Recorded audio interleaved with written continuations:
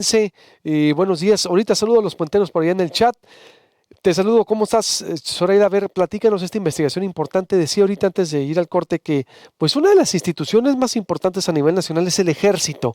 O se decía que en el ejército no había corrupción, pero también en el ejército hay corrupción. A ver, platícanos lo que descubriste del año 2013-2019, empresas fantasmas. Te Hola escuchamos, Luis Zoraida. Alberto, Buenos días.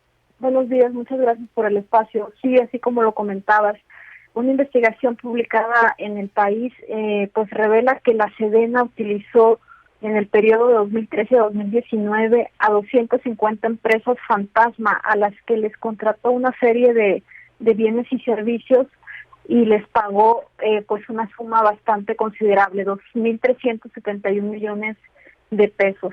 Estas empresas son las llamadas CEFOS, las empresas que facturan operaciones simuladas, y son las mismas tipo de empresas contra las que el presidente López Obrador ha emprendido una persecución legal desde que comenzó su administración. Los recursos, Luis Alberto, pues fueron desviados o fueron facturados a una serie de direcciones y de instancias de la Secretaría de la Defensa Nacional para diversas obras en sus instalaciones castrenses como campos, cuarteles, viveros, caminos rurales que conectan a sus cuarteles, en bases aéreas, en unidades habitacionales que hay dentro de los mismos zonas militares, incluso hasta en las prisiones con las que cuenta el ejército y en sus juzgados. Entonces, es una gama muy amplia de instalaciones donde se recurrió a estas empresas y, como te comentaba, hay una diversidad de servicios. Ahí, por ejemplo, encontramos desde servicios justificados como asesorías en materia de seguros, informes de impacto ambiental, organización de carreras deportivas, instalación de invernaderos, viajes para acarrear grava o renta de maquinaria como retroexcavadoras,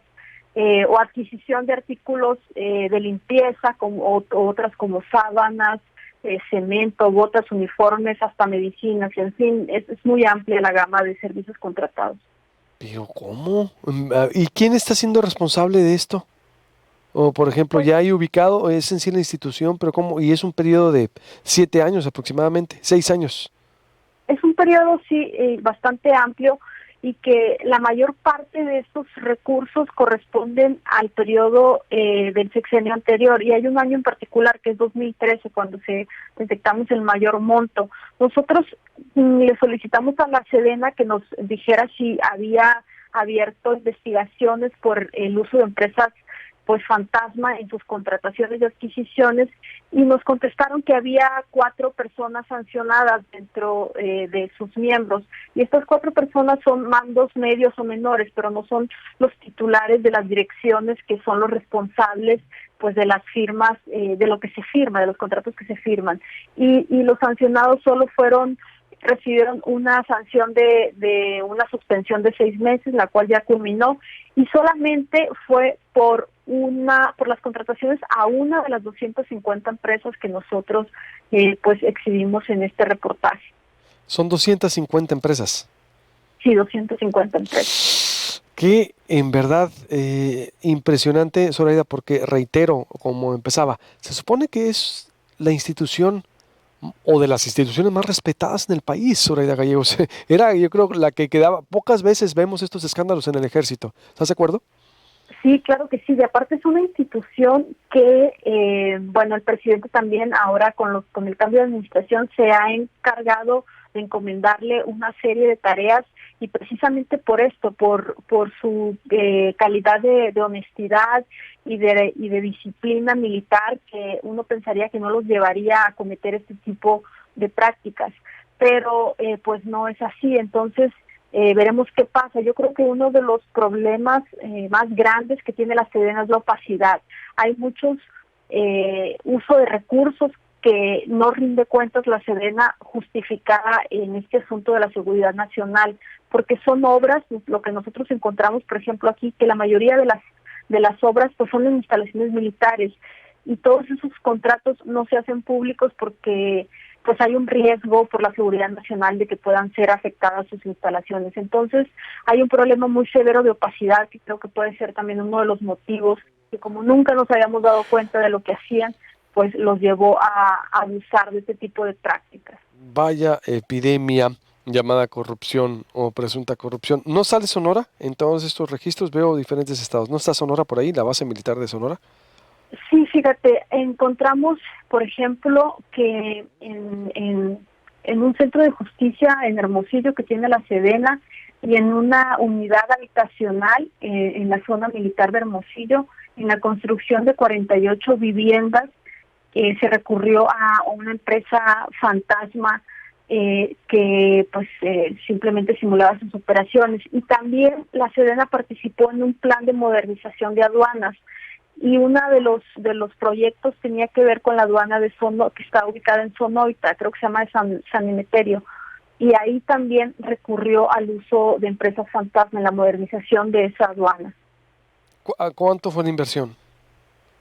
No te tengo el dato así de a la mano, porque la verdad que es muchísima la información, pero sí sé que fue, por ejemplo, para adquirir material de construcción y para la compra de unos supuestos tableros de básquetbol, que no entiendo por qué, pero ese era el concepto. Pero qué bárbaro, en verdad, qué increíble la sistemática corrupción que convive en el país, bueno, y que recorre el país a todos los niveles.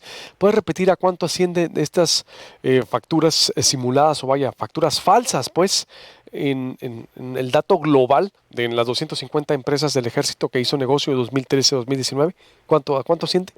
2.371 millones de pesos, es un monto totalmente alto. 2.371 millones de pesos. Y no hay hasta ahorita nadie que estaban detectadas también por las dependencias federales, por ejemplo.